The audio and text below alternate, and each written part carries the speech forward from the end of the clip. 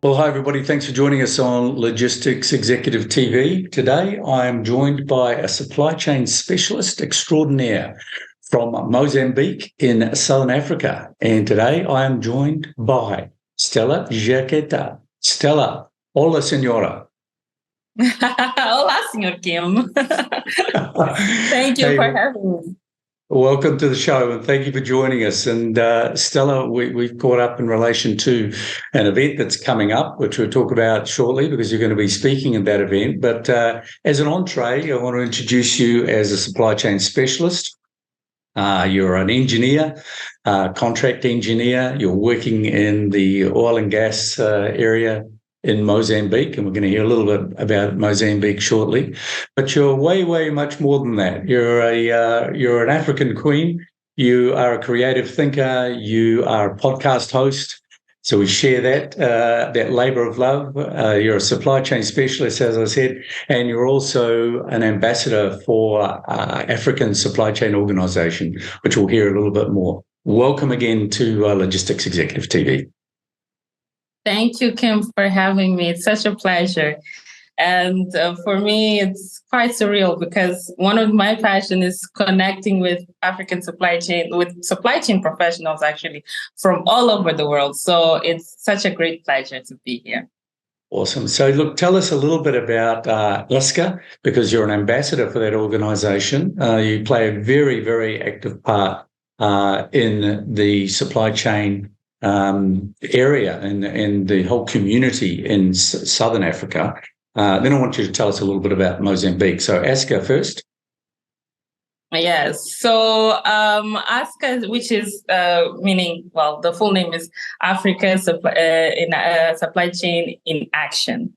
So for me, it's an organization. It's a conference that happens biannually. So the latest one actually happened in March, if I'm not mistaken.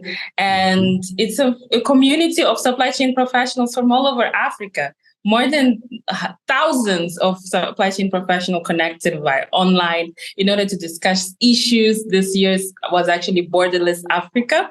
So building a borderless supply chain and opportunities that actually are for African supply chain professionals in this area, how we can develop, how we can grow in our African continent. So I was very proud to be one of the ambassadors to really bring the awareness to this conference in actually connecting and networking. Even from there, like I had guests from my podcast recently that resulted from the ASCA conference. So it was an amazing opportunity to connect, to hear about what is being done in the supply chain area here in Africa and connect with other African supply chain professionals. So that was a pleasure for me. Congratulations on that. And I know you do play a very active part. And we're going to talk a little bit about that, about the supply chain right throughout Africa. But for a start, share with the audience a little bit about Mozambique, maybe a minute or two on Mozambique, because you're a very important part on Eastern Africa of the continent, and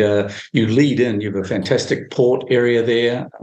Certainly we hear a lot about the gas in particular, which is very, very important to that part of the world, the gas exploration. But then you're also a gateway into many landlocked countries. So Mozambique, yours for a minute. Yes. Again, I'm from the beautiful country of Mozambique, which is situated in the eastern part of Africa, but mostly to the southern part. And it's a country that is very beautiful in the sense it's known for its beaches and for the warmest of people, because every time I speak with tourists that come here in Mozambique, they're like, I love the people, and the warmth that people bring. And not only that, we actually have very, very vast natural resources like coal, the liquefied natural gas, LNG, that is recently being exported right now. We have the agriculture sector, like production of tobacco, cotton, sugar, tea, various cashew nuts as well. And it's a country that is full of, how can I say, vibrant people. We are 33 million inhabitants here in Mozambique. Okay. The official language is Portuguese. So, hello. Yeah, hola. Para quem não conhece, né? Olá para todo mundo que fala português, né? Fantastic. It's a vibrant. Yeah, it is a vibrant. Actually, Kim, the medium age in Mozambique is actually 18.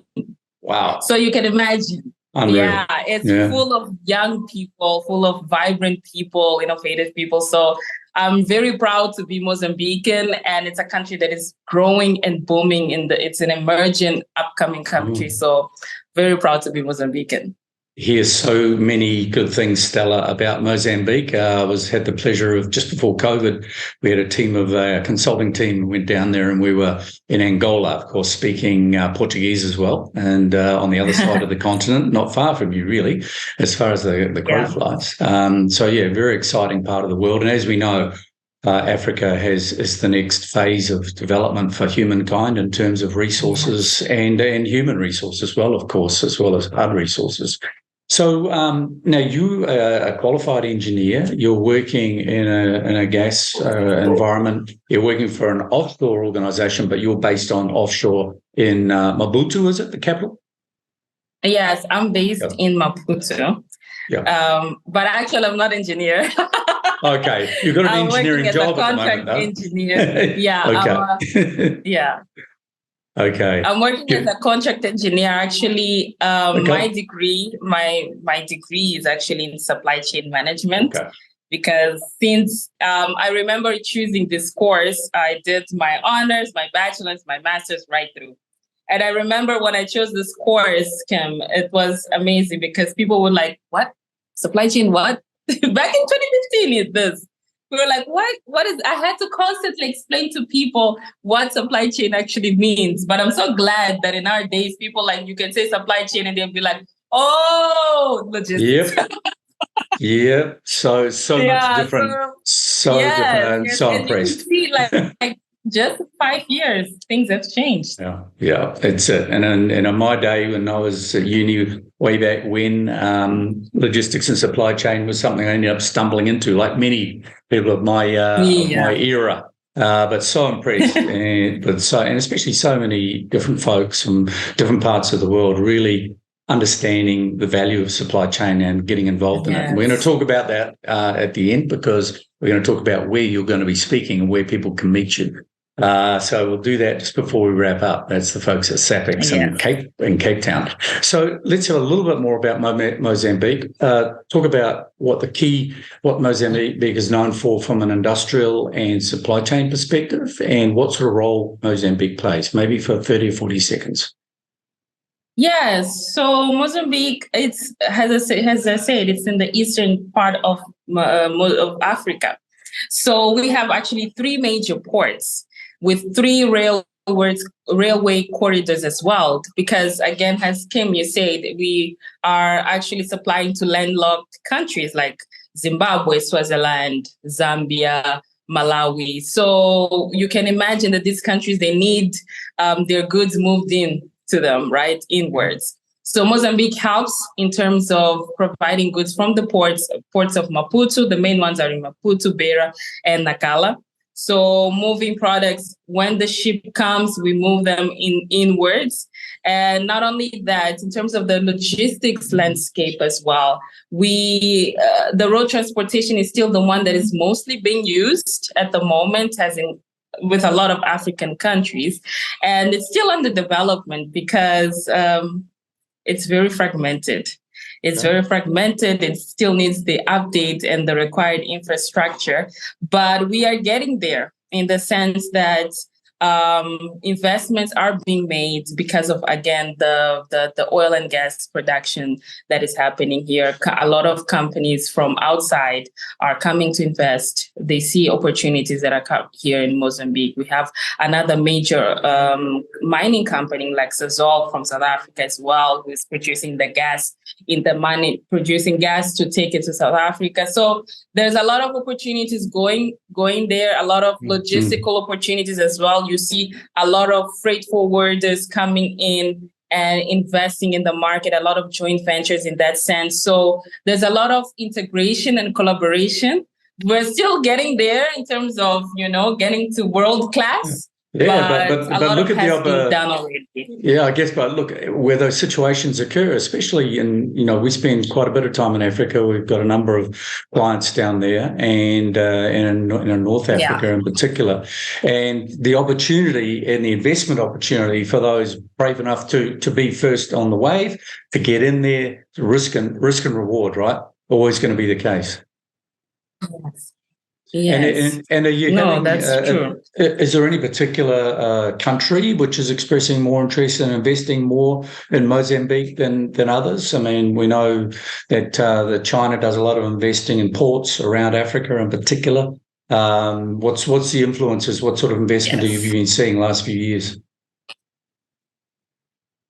Yes, we've seen now a very good, big movement. Japan moving in and having operations and investments. And you know what's the amazing thing that I'm seeing as well in terms of the investments coming in is the sustainability part.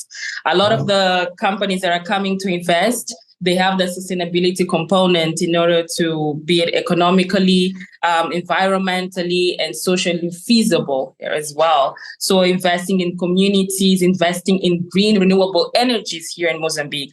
So, for example, Japan is doing a lot of that in terms of the companies they have here and the joint ventures they have here. You have USA as well. You have like a lot of the NGOs coming in and helping it out. But one of the curious factors as well, Russia has been investing. So we have been seeing a lot of movement coming in terms of the investors outside, which is great. But for me, as an African, everyone has a stake. Everyone has a stake. So I would seriously be glad to see our young Africans coming up and be like, hey, I'm going to invest positively into this economy. But again, it comes with the funding, which is also another challenge that we face. Okay. But we'll talk about that. Sure, but at least one would think there's employment opportunities coming through there. If there's a lot of the resources, there's the infrastructure development going on. I'm sure the manufacturing side as well. You must be quite heavily into exporting as well, yeah. Yes, because again, for example, in the agricultural sector, right? Mm-hmm. There's been investments coming in like tobacco exports, tea, cashew nuts, and all of these exports they go for all over the world. And taking advantage that we have like three major ports in the country as well, so which makes it easy in order to dispatch to all over the world. So that makes it quite profitable for us. Okay. Now, Mozambique, I was reading the other day, is part of an African free trade zone as well. Can you tell us a little bit about what countries? Is that all of Africa or is it part of Africa? Because you consider yourself Southern Africa, right? Yes, I'm considered Southern Africa. We have like economic, agreement within Southern Africa. But about the African Continental Free Trade Area, which is like a passion of mine to read about, is an agreement that a 55 country has agreed to create a single market for 55? The African country. Yes, 55. I think only like about 3 nations didn't. Yeah, there's only 58 or so countries in Africa, right? Exactly. Okay. So that's awesome. It is awesome to create like a single market, because what we have seen is that yes, we mostly have the same problems, but we also don't trade among each other. We prefer to we're importing from overseas, like let's say Asia, Europe or Americas, but we are not trading amongst ourselves. And what this single market or this African Continental Trade Agreement will do is bring us all together into one market. It will reduce, I think, about 90% of the import tariffs, so that we can import from other African countries. We can freely import, and also specialization of industries. For example, if in South Africa, right, they produce BMWs. They can focus on producing BMWs. Nigeria can focus in producing, let's say, coal or oil.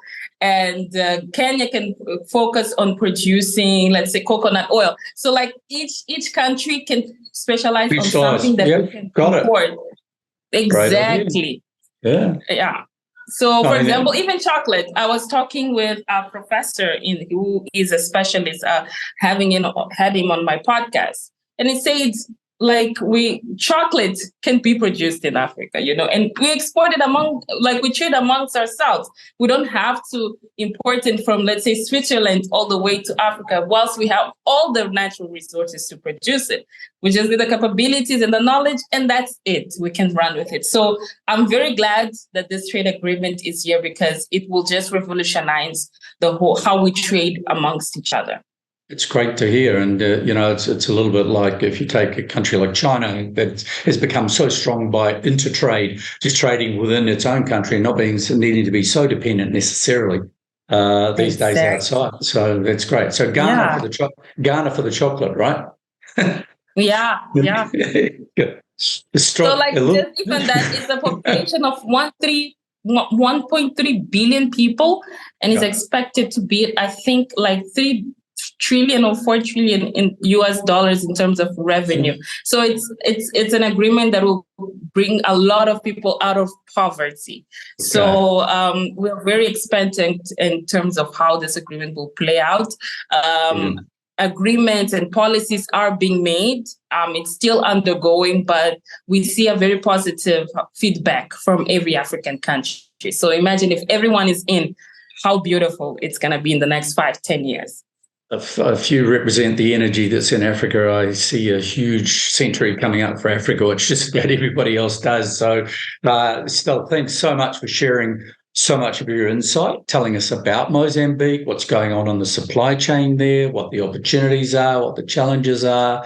And what I like to do with our guests is to have the folks listening to us and watching us find out where they can contact you. Now, I'll lead you into this because you are going to be a guest speaker at the SAPEX, South African Inventory and Procurement Society. Is that right? Down in Cape Town? Yes, professional, yeah. Yeah, in Professional Society in Cape Town in June next month. Correct? Yes. I'm going to be there at SAPEX. It's going to be an amazing, for me, it's how can I say, a dream come true, because I've always wanted to be at that conference. It's like the hub of African supply chains. It is so indeed. it's gonna be amazing. If you are in Cape Town or if you are planning to go there for SAPEX, let's connect. It's going to be amazing. And I'm going to be talking with my mentor in terms of mentorship in supply chain. So It's going to be amazing. It's great news. I've got a lot of folks from around the world going to be joining us. I know Scott Luton from Supply Chain Now. Shout out to Scott.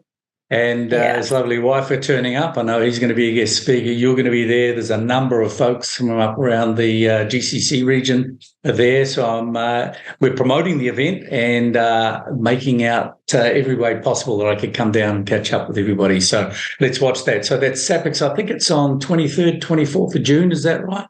In your diary? It's the 11th to the 13th of June. That's another event. Gee whiz, I better get my act together then.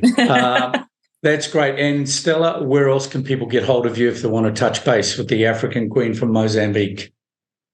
Yes, Kim, people can get in touch with me via LinkedIn. My name is Stela Jaqueta, will be on the description, so you can just tune in. I'm pretty sure I'm the only one with that name on LinkedIn. So read it up here, yeah? Yes. Okay. You can read it up. Also, I'm on Instagram as a good Gen Z. I'm on Instagram. You can just search out for Stela Jaqueta.